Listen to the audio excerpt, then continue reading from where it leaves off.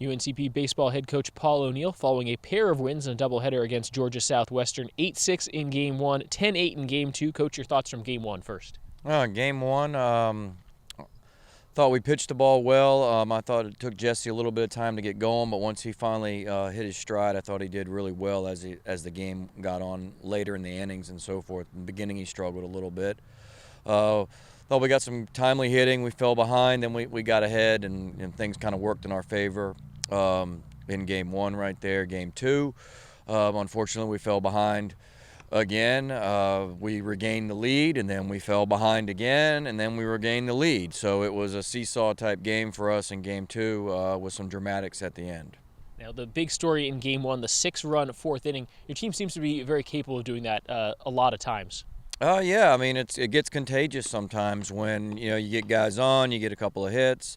It kind of rolls, the other team makes an error, usually in the middle of it to help you along, and runs start to multiply, for you. And, obviously as a coach, you love to see a big crooked number going up, and on the other side of it, you try to avoid, the crooked number, when you're on defense, and it's a pretty true adage. Usually, the opponent will score more runs in one inning than you'll score in the whole game, so that's why you try to stay out of it.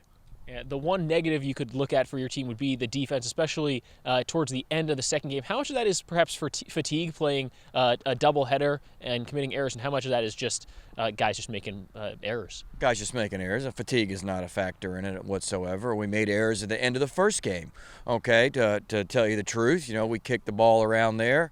And that caused, that led to a home run after that following there.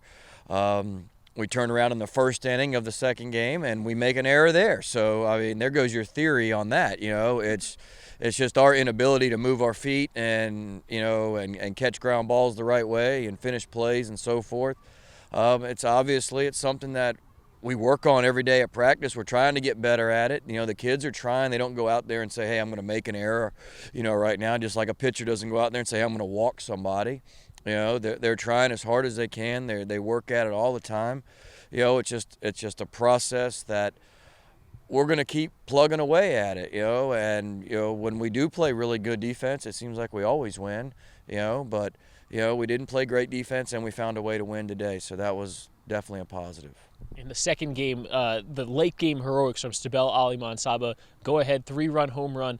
Can you tell what is it that makes him so clutch in late game situations? Well, he definitely, if you look at his statistics, as far as what he's hitting with runners in scoring position and 2 outs, in those types of situations, runners on base, he definitely has an act for being able to be at the plate in those situations, and he stays calm. He doesn't get too overexcited. He doesn't try to do too much. He lets it happen, and he's been extremely successful for us this year in that role. Head coach Paul O'Neill, thank you and congrats on the wins. Thank you.